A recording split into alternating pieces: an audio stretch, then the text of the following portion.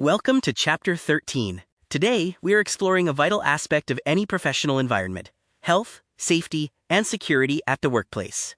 By the end of this video, you will understand the core concepts of these three pillars, identify the resources required for a healthy workspace, and comprehend the purpose of workplace safety policies. We begin with a dramatic story. Imagine a busy road in Mumbai lined with towering IT companies. Suddenly, smoke pours from one of the buildings. People are running, shouting about a fire. Fire brigades rush in, but tragically, there are casualties and losses. This story reminds us that safety is not just paperwork, it is a critical necessity. That story applies to all workplaces. Every accident, illness, or dispute carries a cost for the organization and the individuals involved. Safety is a shared responsibility. While management plays a role, employees must take responsibility for their own well-being. Let's look at the first pillar, health. Health refers to the complete physical, mental, and social well-being of an employee. It is the organization's duty to provide a supportive environment. Cleanliness is a fundamental part of this and is mandatory. The workspace must be cleaned every morning to ensure a happy and comfortable work environment. Beyond cleanliness, organizations must provide specific mandatory facilities. These include proper air conditioning for clean air, access to filtered water, a fresh food cafeteria to support employee health, and well-maintained washrooms. These necessities form the baseline for a healthy workplace. Our second pillar is safety. A safe environment must be free from hazards and risk. A hazard is something that has the potential to cause harm, while risk is the probability that the hazard will actually cause that harm. Safety is about eliminating hazards to reduce that risk to zero. To ensure safety, knowing about hazards isn't enough.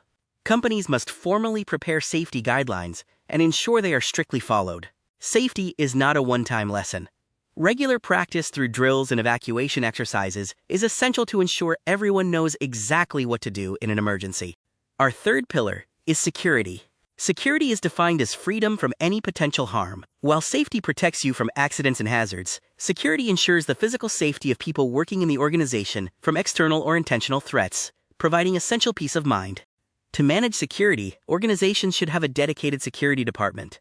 They are responsible for personal, computer, electrical, transport, and equipment safety. Implementing these procedures has a direct financial benefit by reducing liabilities and insurance costs while protecting company assets. Companies guarantee these standards through a formal health, safety, and security policy. This is a written statement endorsed by management. It contains the objectives and specific control measures designed to protect both employees and the public, often guided by government laws and safety committees.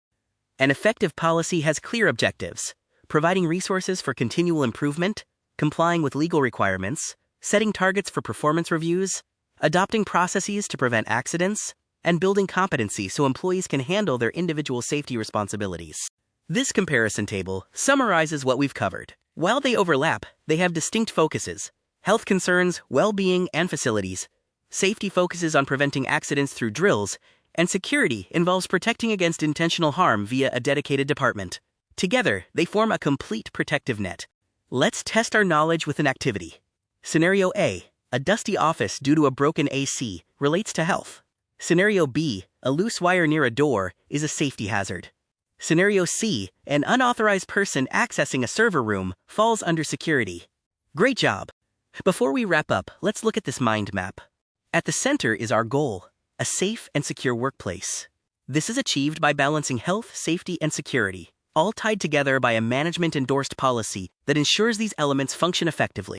To review, workplace safety is a shared responsibility.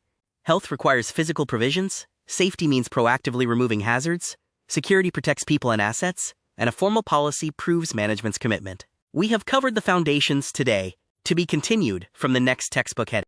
Let's transition to the reasons for implementing these vital health, safety, and security programs in the workplace. This video outlines why these policies are essential for both the organization and its employees. First, these programs demonstrate a clear commitment to employee health and safety. They show that business performance and safety performance are compatible, proving that the company cares for all stakeholders, not just profits.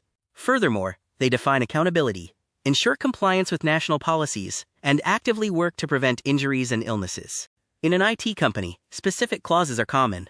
These include providing resources for continual improvement, ensuring legal compliance, setting clear performance targets, adopting preventative measures against accidents and near misses, and building safety awareness at every level of the organization. Understanding workplace hazards is critical. A hazard is broadly defined as any danger or risk associated with a situation. Crucially, a hazard can also act as a trigger, leading to other hazards that may cause injury to personnel or result in property and equipment loss. Workplace hazards generally fall into three categories. These include biological and chemical risks, often found in manufacturing or pharmaceuticals, physical hazards, such as exposure to electricity, radiation, or extreme noise, and ergonomic hazards, resulting from repetitive movements or poor workstation setups. This scene continues our overview of safety policies within the corporate environment, reinforcing the structural importance of these guidelines in maintaining a secure professional space. Continuing with our analysis, we emphasize the ongoing nature of these safety protocols and how they integrate into daily operations to protect company interests. The focus here remains on the strategic implementation of safety measures, highlighting how management oversight supports a consistent safety culture throughout the organization. As we review these internal policies, remember that the objective is always to minimize risk and create a reliable framework for all employees to follow. Effective communication of safety standards ensures that every team member understands their role in preventing accidents and maintaining a secure workplace environment. By maintaining these standards, companies not only fulfill their legal obligations, but also foster a positive and productive atmosphere for everyone involved. Regular audits and performance reviews are key components of the safety framework, ensuring that policies remain relevant and effective against evolving workplace risks. This brings us to the importance of proactive management in addressing potential dangers before they escalate into significant workplace issues. Ensuring that all staff are trained and aware of their responsibilities is a fundamental step in the success of any comprehensive safety program. To conclude this segment, always prioritize vigilance. By following these established policies and fostering a culture of safety, you contribute to a secure and healthy environment for everyone. Let's look at how we can identify hazards in the workplace. Hazard identification is the process of finding and recording things that could potentially cause harm to people or property. The first step is observation. Walk through your workspace and look for potential dangers, such as wet floors, blocked fire exits, or cluttered walkways. Next, review previous records. Analyzing past accidents, near-miss reports, and incident logs can reveal recurring hazards that need permanent solutions. Talk to your colleagues. They often notice daily risks that others might miss. Employee feedback is an invaluable source of information for safety improvements. Once you have identified a potential hazard, you must assess the risk associated with it. This involves determining the likelihood of an accident and the potential severity of the harm. Use a risk matrix to prioritize hazards. This tool helps categorize risks from low to critical, ensuring that the most dangerous issues are addressed first. After assessing the risk, it is time to implement controls. The goal is to eliminate the hazard entirely whenever possible. If you cannot eliminate a hazard, substitute it with something safer, or use engineering controls like machine guards to isolate the danger. Administrative controls are also vital. This includes setting up safe work procedures, putting up warning signs, and ensuring staff receive proper training.